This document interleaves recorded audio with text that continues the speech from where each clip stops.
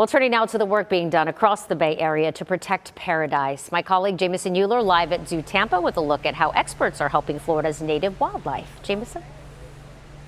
Yeah, good evening, Wendy. 2 years ago, we started going in depth on a mysterious neurological disease killing the already endangered Florida panther population.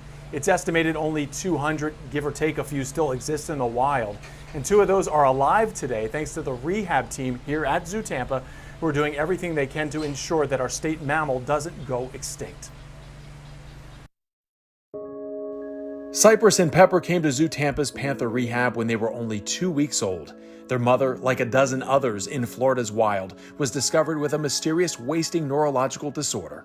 That's where we came in, and we certainly wanted to, number one, make sure they were healthy, and then give them the best possible chance that we could. Their mother was not so lucky. She had to be euthanized.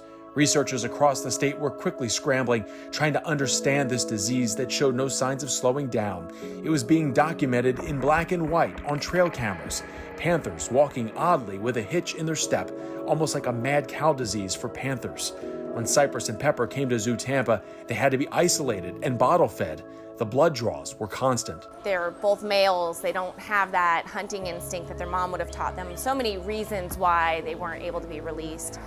That's when we started really working hands-on with them, teaching them, taking them for playtime, all the bonding and the relationship things that we started at that point, which was really important for their continued success. For 6 months, ZooTampa cared for Pepper and Cypress behind the scenes. Many people think a zoo is an outdoor museum for rare and exotic animals on display for the world to see. But ZooTampa is making a difference behind the scenes with its rehab programs with panthers, bears, baboons, and manatees that is saving Florida's dwindling mammal population, like Pepper and Cypress, who now look like this. They came to us and they were 60 pounds, and now they are 120 pounds. So they have doubled in size, and they have the energy of a toddler. The kittens are now healthy, full-grown, and living just outside of Jacksonville at the White Oak Conservation.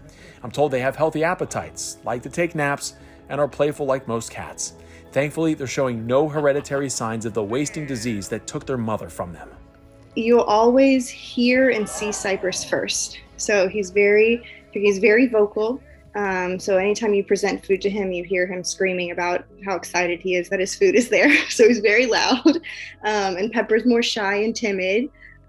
So it's funny that behaviorally you can identify who's who very, very quickly. Success stories of the Florida panther need to be celebrated.